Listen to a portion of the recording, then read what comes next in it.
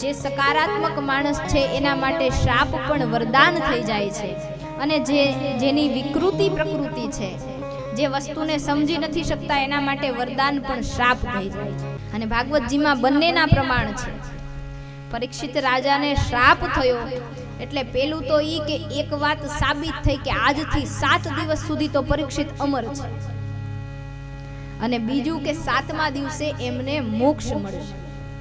અને જ્યારે ભસ્માસુરને વરદાન મળ્યું હતું કે જેના પર હાથ મૂકે બળીને ભસ્મ થાય, વરદાન હતું છતાં શ્રાપ થઈ ગયો, પોતાના જ મસ્તક પર હાથ મૂકીને બળીને ભસ્મ થાય. સકારાત્મક વિચારથી મનુષ્યનું જીવન સર્જાય છે.